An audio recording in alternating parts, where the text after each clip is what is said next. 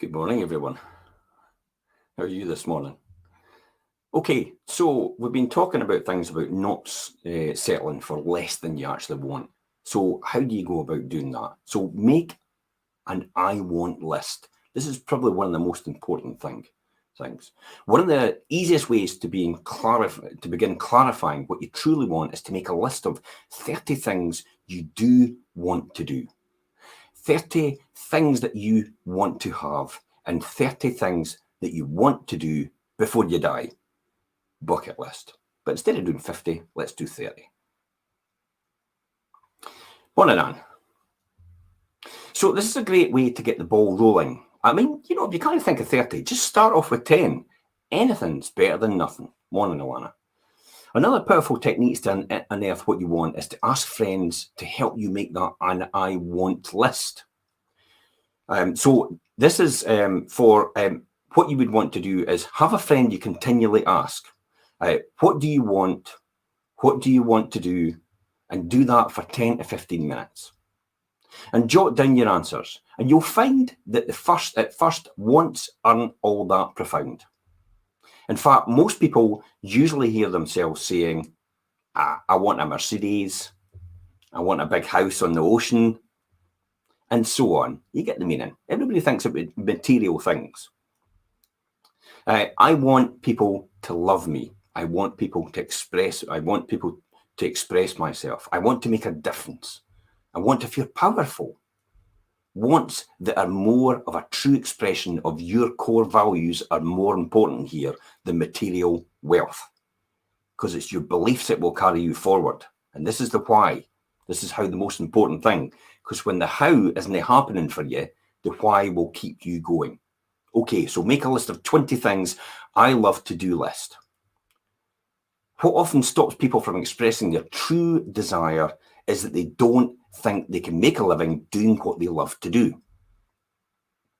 What I love to do is hang around and talk to people. That's why I'm in sales. That's why I go and visit people and talk to them about selling their houses. I get to drink coffee and tea and I have a good chat. And I get to know about them. That's the most important thing for me. I love that. So Oprah Winfrey, for example, has made a living hanging out and talking to people for 30 years.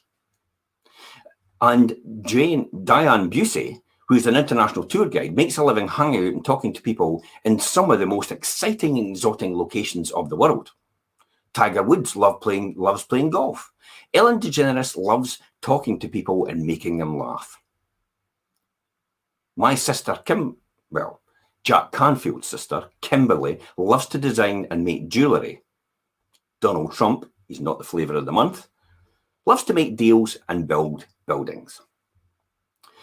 And I love to read and share what I've learned with others in books, speeches, workshops.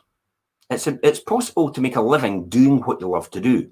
That's probably the most important thing. So make a list of 20 things you love to do, and then think of ways you can make a living doing some of those things.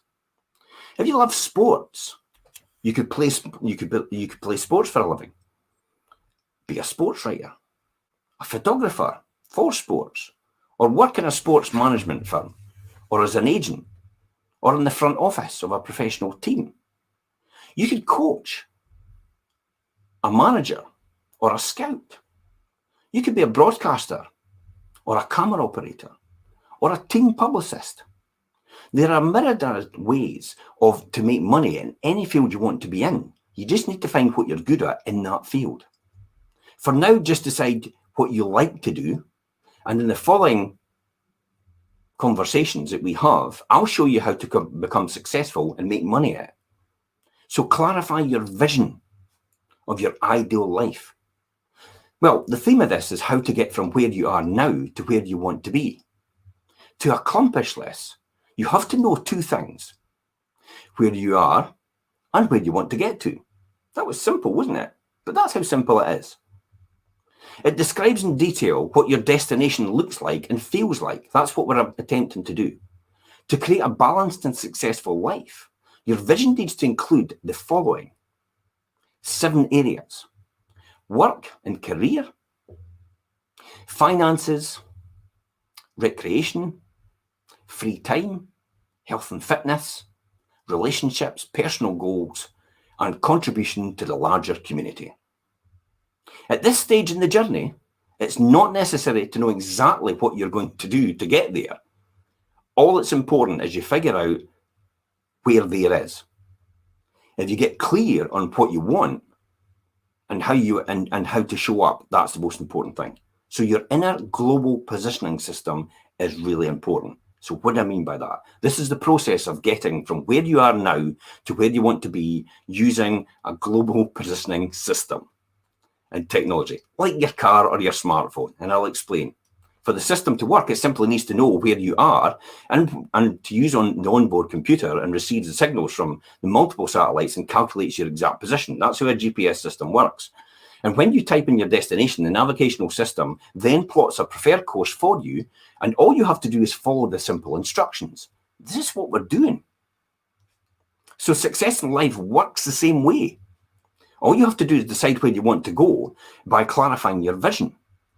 Then lock in the destination through goal setting, affirmations, and visualization, and then start moving in the right direction towards these goals. Your inner GPS will keep unfolding in your route towards there and moving you forward. In other words, you'll clarify and stay focused on your vision a lot better. And the exact steps will keep appearing along the way because you're so focused on what you're doing. Once you get clear about what you want, keep in mind constantly focused on it. The how will keep showing up, remember, because you know the why. And sometimes just when you need it and not the moment earlier. So high achievers, remember, have big visions. The greater danger for most of us is not that our aim is too high, but it's that we actually miss it, but it's too low and we reach it. So who said that? Michelangelo, Sistine Chapel. I want to encourage you not to limit your vision in any way. So let's be as big as it is. So when I interviewed a very successful estate agent who was a chairman of the board of a very, very big brand, the country's largest franchise system in real estate, he told me, always dream big dreams. Big dreams will attract big people. General Wesley Clark, the former Supreme Allied Commander of NATO in Europe, once said, it doesn't take any more energy to create the bigger dream than it does take to create the little one. True. My experience is one of the few differences between superachievers and the rest of the world is that the superachievers simply dream bigger. So John F. Kennedy dreamed of putting a man on the moon. Martin Luther King Jr. dreamed of a country free of prejudice and injustice. Bill Gates dreams of the world in which every home has his computer and is connected to the internet. Buckminster Fuller dreamed of a world where everybody had access to electrical power. These high achievers see the world from a whole different perspective. Elon Musk. As a place where amazing things can happen, where billions of lives can be improved, where new technology can change the way we live, and where the world's resources can be leveraged for the greatest possible mutual gain. They believe anything is possible, and they believe they have an integral part in creating that. And I'll see you